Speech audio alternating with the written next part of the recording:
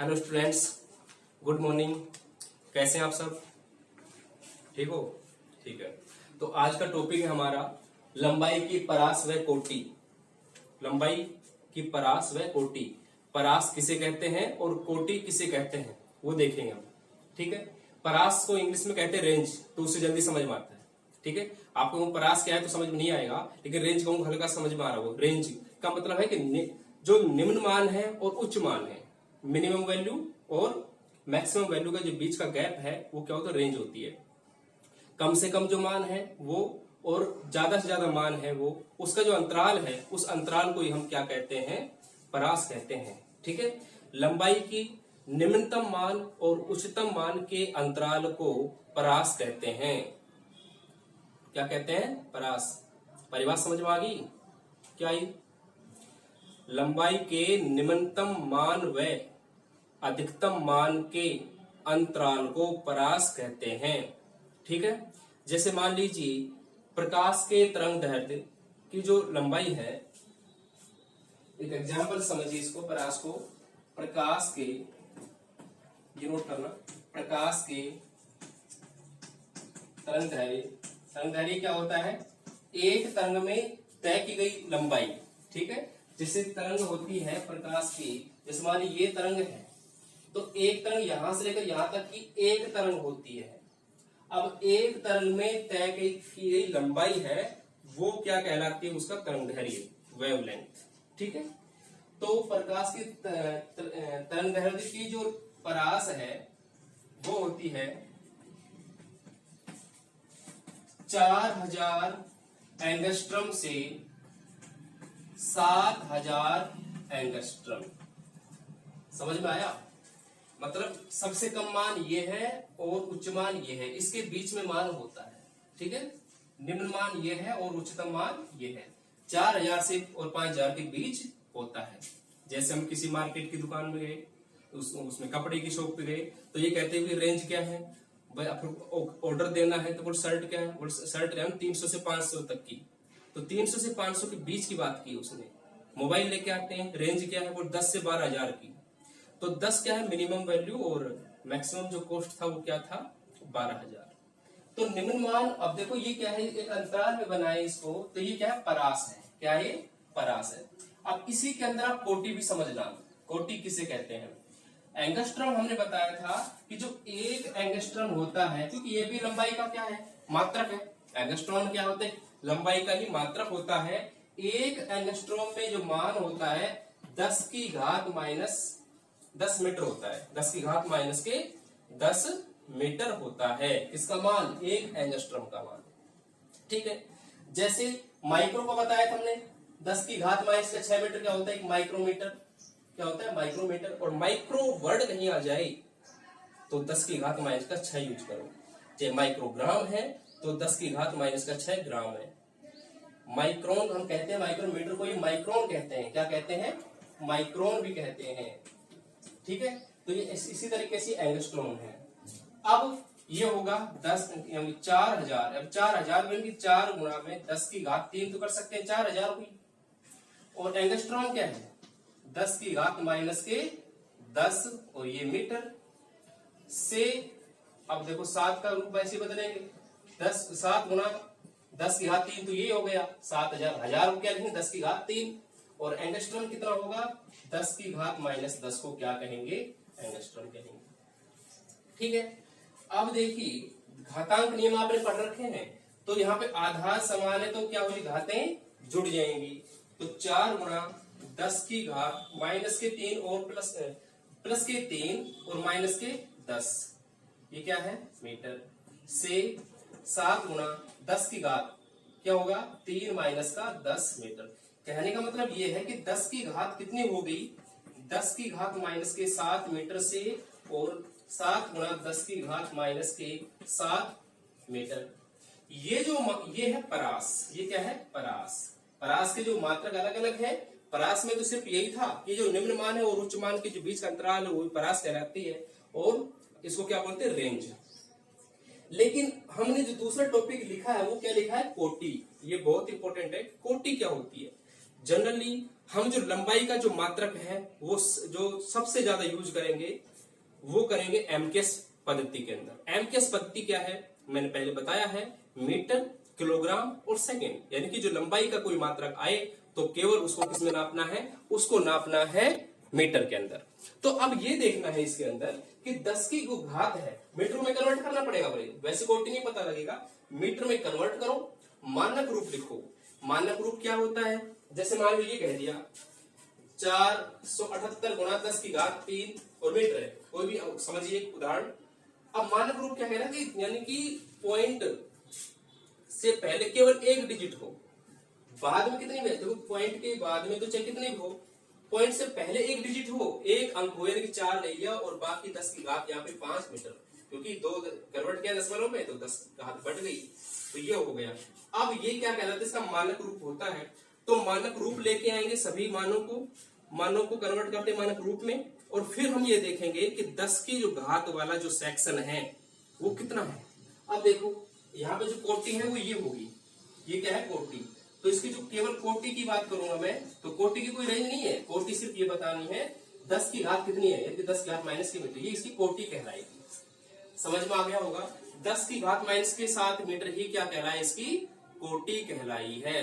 सभी जो लंबाई के मान को हम कन्वर्ट करते हैं किसमें, यानी कि मीटर के अंदर परिवर्तित करते हैं, और स्टैंडर्ड रूप यानी कि मानक रूप में परिवर्तित करके आपको 10 की घात वाला जो भाग है वो लिखना है। केवल कोई भी मान है, जैसे मान लो 3 गुणा 10 की घात 8 मीटर है, मान लो इतना ही कोई मान है, तो इसके अंदर केवल और केवल ये जो है कोटि ये है 10 की घात वाला, लेकिन उससे पहले इसको मानक रूप में कन्वर्ट करना जरूरी है। ठीक है, इसी तरीके से दूसरा उदाहरण देखिए, तो हम प्रकाश के लिए जो कोटि है, यदि प्रकाश की जो तरंग है, प्रकाश के तरंग दैर्घ्य होती है, उसका जो कोटि है वो क्या होगी, 10 की घात माइनस के 7 मीटर होगी। और भी उदाहरण देखिए, नोट कर लिया होगा ये,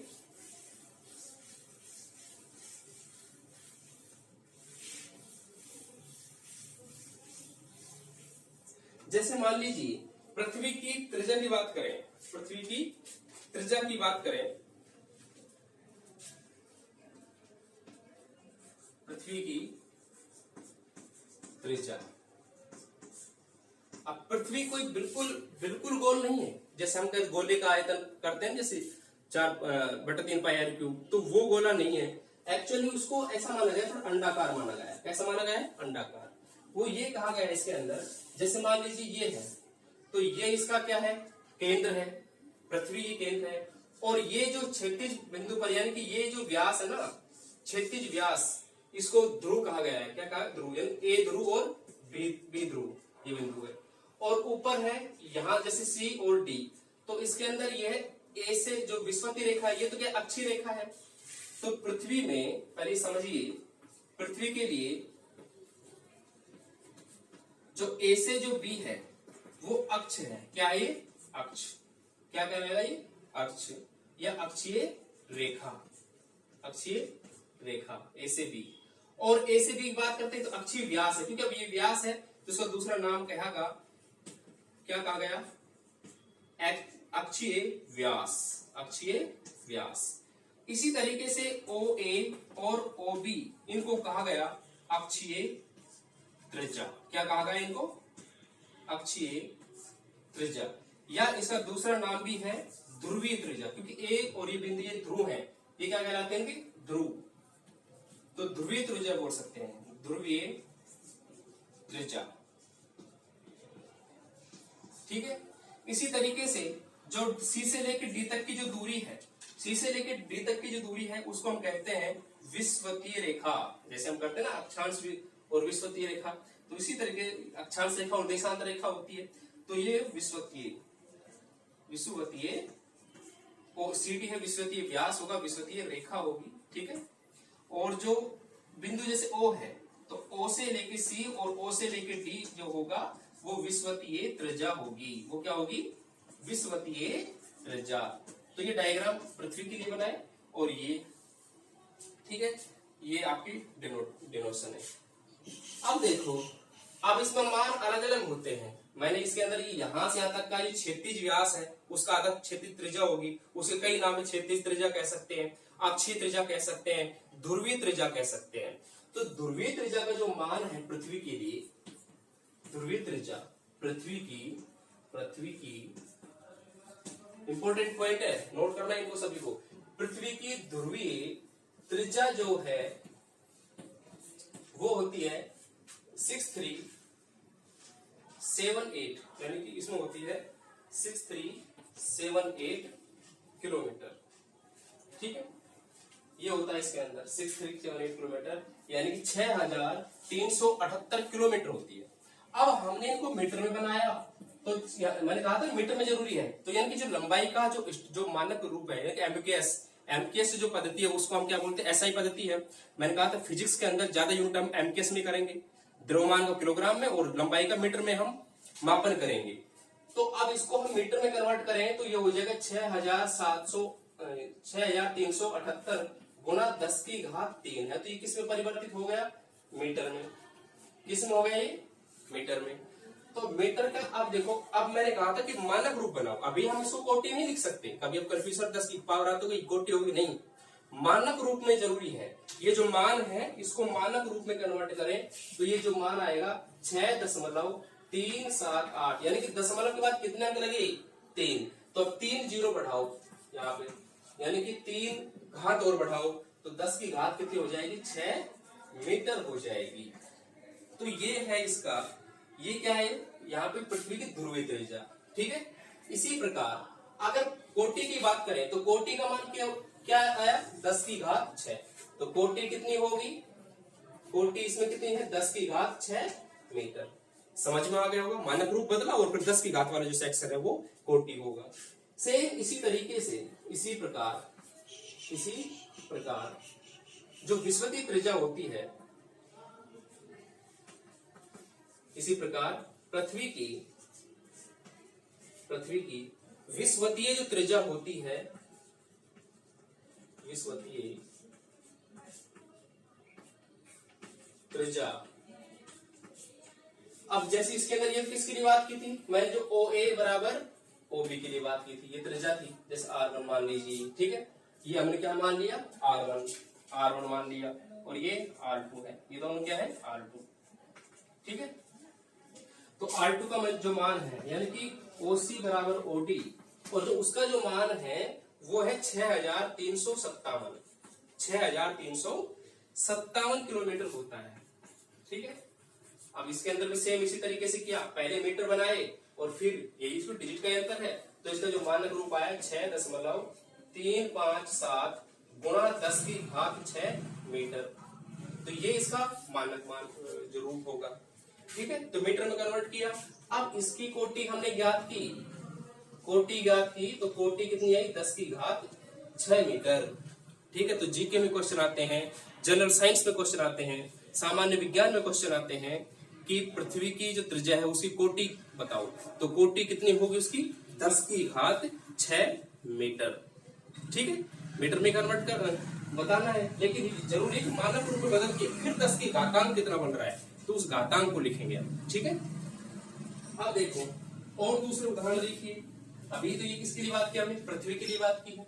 सेम इसी तरीके से दूसरा चंद्रमा की त्रिज्या देखेंगे, चंद्रमा की त्रिज्या और सूर्य की त्रिज्या कितनी है वो देखेंगे। पहला टॉपिक हो गया वो पृथ्वी की त्रिज्या डाल देना उसमें। ठीक है, अब इसी प्रकार जैसे दूसरा है चंद्रमा की त्रिज्या, चंद्रमा की त्रिज्या, तो चंद्रमा की जो त्रिज्या होती है वो होती है 1737.1 किलोमीटर। ठीक है, 1737.1 किलोमीटर होती है। तो सबसे पहले इसमें क्या करना पड़ेगा, हमें मानक रूप में बदलना पड़ेगा। तो मानक रूप में परिवर्तित किया तो क्या होगा, सबसे पहले तो इसको 1737 है 0.1 गुणा 10⁻3, वो तो क्या बन गया, ये मीटर बन गया। क्या बन गया, मीटर। 10⁻3 क्यों किया, 1 किलोमीटर में 1000 मीटर होते हैं, तो 1000 से क्या कर दिया, गुणा कर दिया, मीटर बन गए।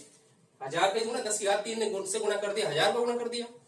अब इसमें देखो 1 2 3 ये दशमलव यहाँ है तो यहाँ लाना चाहते हैं, यानी कि 3 अंक और क्रॉस करना है। तो 1.73 2 डिजिट तक लिख सकते हैं। और देखो इसके बाद ये अंक जो है 5 से बड़ा है, तो इसमें पूर्णांकित करने का तरीका क्या है, ये जो अगला जो डिजिट है 5 के बराबर और 5 से ज्यादा है तो ये डिजिट बढ़ जाएगा, तो 1.74 कर सकते हैं। ठीक है, गुणा 10 की घात, अब ये 1 2 3 अंक चीर के इधर आया है, तो यहाँ पे 3 घातांक इसका और बढ़ेगा, तो 10 की घात 6 मीटर हो जाएगा। ठीक है, तो चंद्रमा की जो त्रिज्या आई 1.74 10 की घात 6 मीटर आई। तो अब बात करें कोटि की। कोटि तो अब बताओ, समझ में आ गया होगा आपको, कोटि क्या लिखेंगे, 10 की घात 6 मीटर। तो ये क्या है, कोटि। ठीक है, चंद्रमा की त्रिज्या की कोटि क्या होगी, 10 की घात 6 मीटर। इसी प्रकार सूर्य के लिए, सूर्य क्या होगी, तो सूर्य की त्रिज्या देखेंगे, किलोमीटर में है तो उसको मीटर में कन्वर्ट करेंगे, और मीटर में जो मान देखेंगे किस प्रकार का है तो उस जो मान को हम कन्वर्ट करेंगे किसमें, परिवर्तित कर देंगे हम मानक रूप में। ठीक है, और फिर देखेंगे 10 का घातांक कितना है, वही क्या होगी, उसकी कोटि होगी। ठीक है, तो अब देखो सूर्य की त्रिज्या, सूर्य की त्रिज्या। ठीक है, त्रिज्या आपको पता ही है, परिधि से लेकर केंद्र तक की जो दूरी होती है, तो सूर्य की जो त्रिज्या है उसका जो मान है, सूर्य की त्रिज्या का जो मान है वो होती है, देखो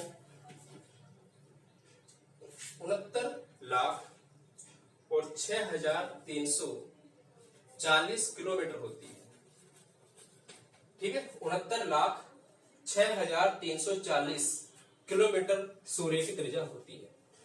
अब इसको किस में बदलेंगे हम, मीटर में, तो ये हो जाएगा 69634 और फिर आगे भी 0, यहाँ पे 10 की घात कितनी हो जाएगी भाई, 3 करके यहाँ पे कर दिया मीटर।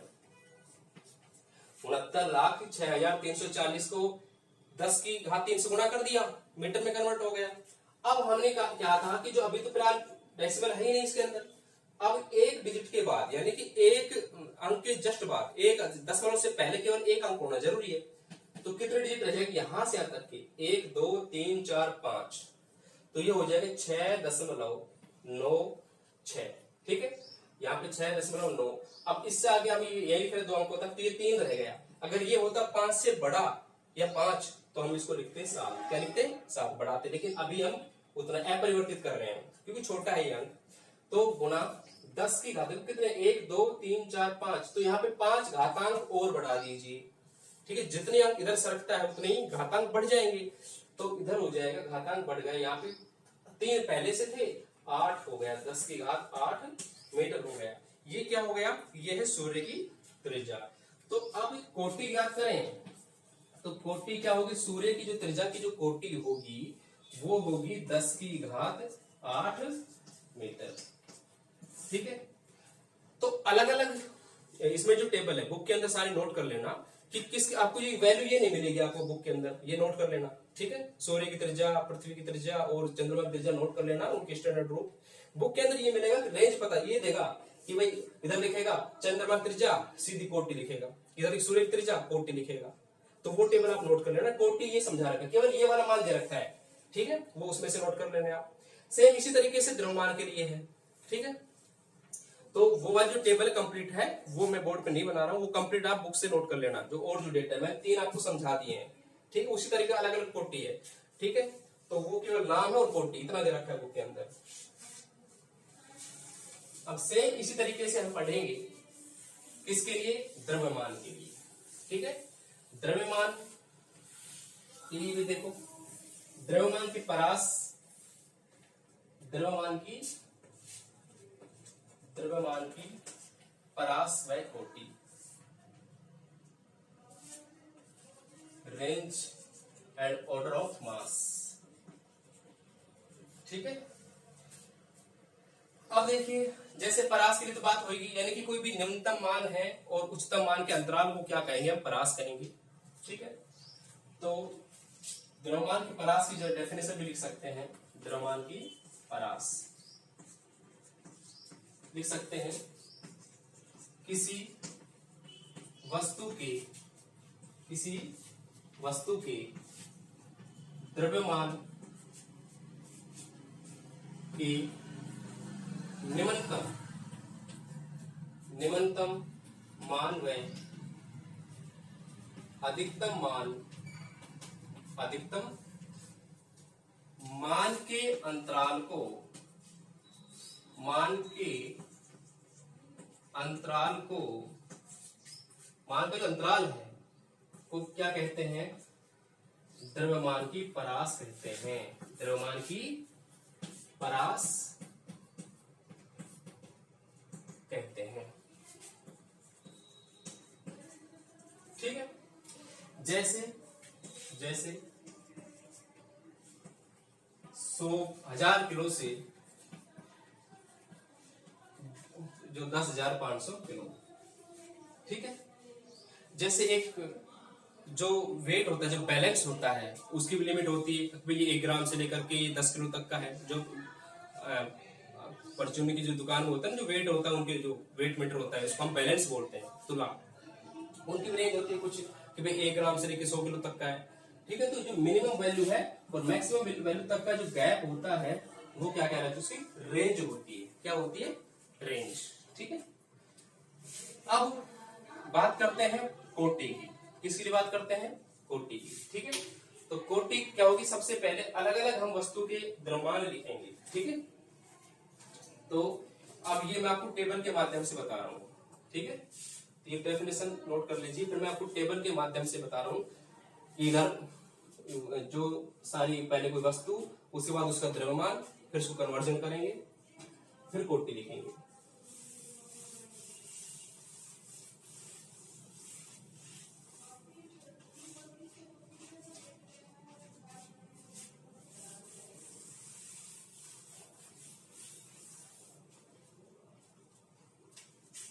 अब लिख सकते हैं आगे ऊपर लिखेंगे, विभिन्न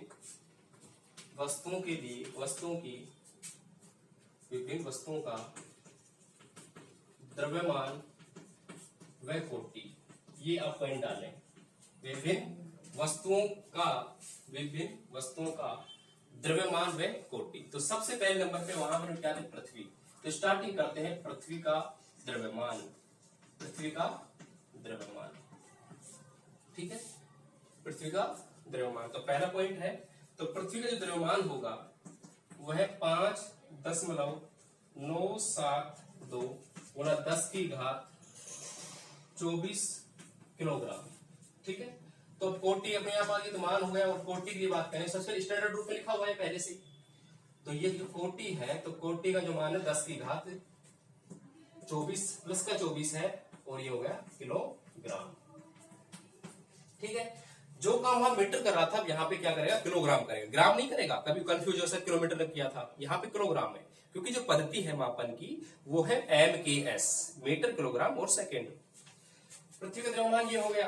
सेम इसी तरीके से चंद्रमा के लिए, चंद्रमा का द्रव्यमान ये नोट कर लेना। चंद्रमा का, क्योंकि आपकी बुक में सिर्फ कोटि दे रखी है, वैल्यू नहीं दे रखी है, इसलिए नोट करा रहा हूं। चंद्रमा का जो द्रव्यमान होता है 7.35 गुणा 10⁻22 किलोग्राम होता है। ठीक है। तो कोटि कितनी होगी उसकी? कोटि होगी 10⁻22। समझ में आ गया होगा? ठीक है। सिर्फ पावर वाला सेक्शन ही कोटि होता है। इसी तरीके से सूर्य का द्रव्यमान, सूर्य का जो द्रव्यमान है, सूर्य का द्रव्यमान वो होता है 1.989 गुणा 10⁻30 किलोग्राम। तो कोटि कितनी होगी इसकी? कोटि होगी 10⁻30 किलोग्राम। ये इसकी कोटि है। इसी तरीके से इलेक्ट्रॉन का द्रव्यमान, इलेक्ट्रॉन का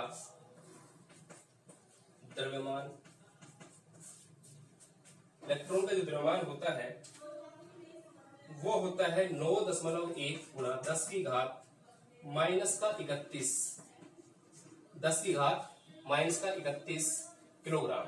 तो जब बात करें कोटि की, इलेक्ट्रॉन की जो द्रव्यमान की जो कोटि होती है, इलेक्ट्रॉन की कोटि नहीं, इलेक्ट्रॉन के द्रव्यमान की कोटि, माइनस 10 की घात माइनस का 31 किलोग्राम होती है।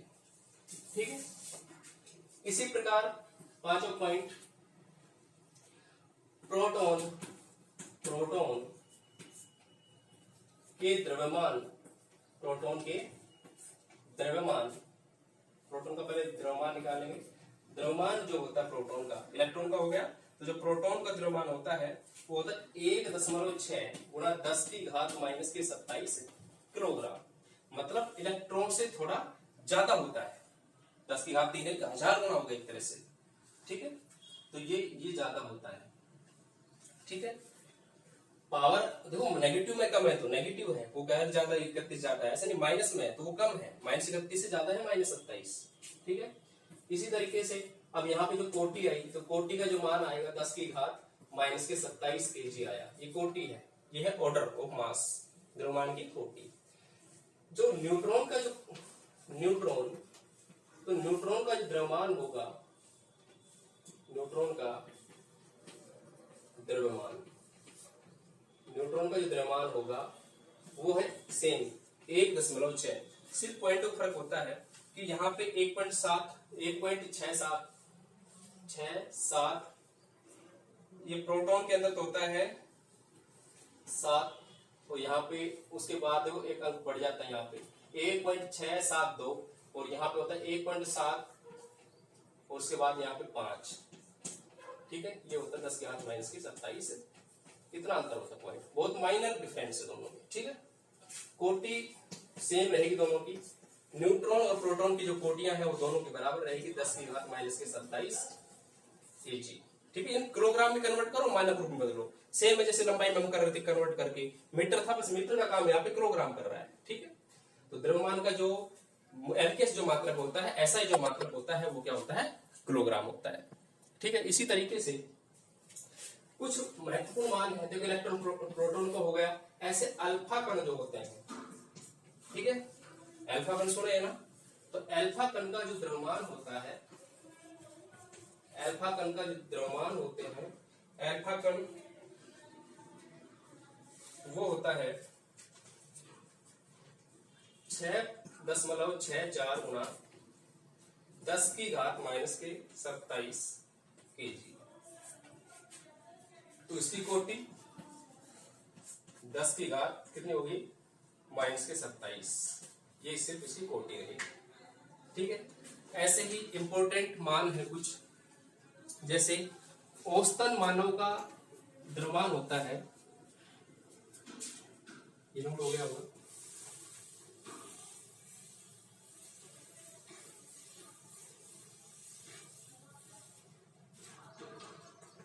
मानव का औसत द्रव्यमान, और वो पूरे विश्व के हिसाब से, पूरे विश्व के हिसाब से, एवरेज है पूरे देश का नहीं, पूरे विश्व के अनुसार औसत द्रव्यमान जो माना है वो माना है 62 किलोग्राम। कितना माना है, 62 किलोग्राम, 62 जो किलोग्राम है ये वजन है, यानी कि द्रव्यमान। अगर केवल बात करें कोटि की तो पहले स्टैंडर्ड रूप में, क्योंकि स्टैंडर्ड रूप में नहीं 62 है केवल, तो 6.2 10 की घात कितनी होगी, यहाँ पे 1 किलोग्राम, तो कोटि है 10 की घात 1 किलोग्राम। ठीक है, ये 7 पॉइंट थे, 8वां पॉइंट ये हो गया। 9वां पॉइंट इसी तरीके से, जैसे औरों की द्रव्यमान निकाल, तो यूरेनियम परमाणु, यूरेनियम परमाणु का द्रव्यमान। ठीक है, बुक में ये सारे डेटा नहीं है, बार बार बता रहा हूं कि नोट से बहुत इंपॉर्टेंट वीडियो है ये, सारे एक एक जो मान है वो याद रखना। यूरेनियम परमाणु का जो द्रव्यमान है वो होता है 3.95 गुणा 10 की घात माइनस के 25 किलोग्राम। तो कोटि होगी इसकी 10 की घात माइनस के 25 किलोग्राम। मैं हर मान के अंदर मैं कोटि लिख रहा हूं, तो समझ में आई गया होगा इस स्टैंडर्ड रूप में, मानक रूप में बनाना है मान को, और फिर जो 10 की घातांक वाले सेक्शन को क्या कहते हैं, हम कोटि कहते हैं। ठीक है, इसी तरीके से धूल के कण, धूल के कण का द्रव्यमान बहुत इंपॉर्टेंट है। ठीक है, सामान्य विज्ञान में पूछे जाते हैं ऐसे क्वेश्चंस कि धूल के कण का जो द्रव्यमान होता है वो होता है 7.53 गुणा 10⁻⁻10 किलोग्राम। ठीक है, अगर बात करें कोटि की तो कोटि कितनी हो जाएगी 10⁻⁻10 किलोग्राम। ठीक है, और देखो इंपॉर्टेंट पॉइंट्स है कुछ, जैसे वर्षा के जल की बूंद, वर्षा की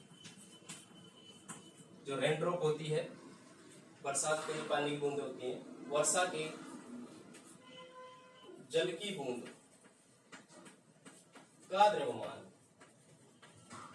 मास ऑफ रेनड्रॉप, ये होगा देखो 3.4 गुणा 10⁻⁻5 किलोग्राम। तो कोटि की बात करें तो कोटि होगी 10⁻⁻5 किलोग्राम। ठीक है, ग्राम की यानी ग्राम में जो मान आता है इसका 0.034 ग्राम आता है। तो ग्राम से फिर हमने क्या बनाया, पहले क्या होगा इसके अंदर किलोग्राम हो गया। ठीक है, तो ये आ जाएगा किलोग्राम में, 1000 का भाग दे करके। इसी तरीके से मच्छर का द्रव्यमान, जो मच्छर होता है बहुत छोटा सा, तो जो मच्छर का द्रव्यमान, अभी आपको लग रहा होगा कि जीके क्वेश्चन है, तो यहाँ पे द्रव्यमान का टॉपिक है, द्रव्यमान का मापन है, तो द्रव्यमान के मापन में ये सारी चीज मैंने आपको बता दी है।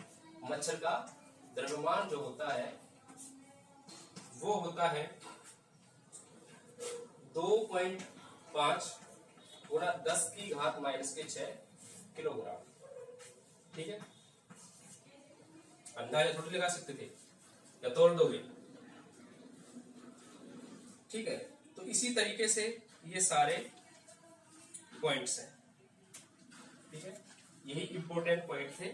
और जैसे मैंने दिखाया था कि जो मानव का जो औसत द्रव्यमान था, इसी के बाद ऐसे इसी तरह का पॉइंट है मानव का जो औसत द्रव्यमान, लेकिन अमेरिकन के लिए, अमेरिका में उनका अलग है तरह से, सिर्फ अमेरिकन की बात करते हैं। अमेरिका में औसत जो मानव का औसत द्रव्यमान जो माना गया है अमेरिका, क्योंकि आज अमेरिका अलग करता है एक तरह से, तो अमेरिका ने अपना जो औसत द्रव्यमान वो भी अलग कर लिया, तो वो है 80.7 किलोग्राम। तो ये हो जाएगा आपका 8.07 10⁻1 kg। ठीक है, बात करें यहाँ की तो मच्छर की जो द्रव्यमान की कोटि होगी 10⁻⁻6 किलोग्राम होगा। और इधर भी बात करें कोटि की तो कोटि कितनी होगी 10⁻1 किलोग्राम। ठीक है, समझ में आ गया होगा ये सब कुछ। तो ये थे द्रव्यमान।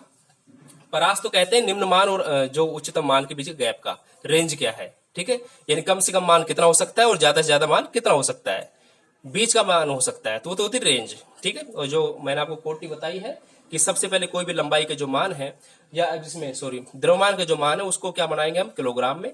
किलोग्राम बनाना जरूरी नहीं है, उसको फिर मानक रूप में बनाना जरूरी है, मतलब उसके मान में केवल दशमलव से पहले एक अंक होना जरूरी है, बाकी सारे पीछे होने चाहिए। फिर उस समय देखेंगे 10 के घातांक कितने हैं, और 10 के घातांक वाले सेक्शन को ही हम क्या कहेंगे, कोटि कहेंगे। ठीक है, उम्मीद है मुझे पूरी कि ये टॉपिक आपको बहुत अच्छे से समझ में आया होगा। ठीक है, लेकिन आपको ये हमेशा आपको नोट करके याद रखना है। ठीक है, सारे पॉइंट है वो नोट कर लेना और याद करना, बिल्कुल भी लापरवाही नहीं करेंगे आप। ठीक है, ये आगे तक क्वेश्चन काम आएंगे, कॉम्पिटिशन में पूछे जाते हैं, इसलिए भाई आपको मेरी कोशिश ये है कि मैं एक्स्ट्रा भी आपको हर वीडियो में बताता चलूं।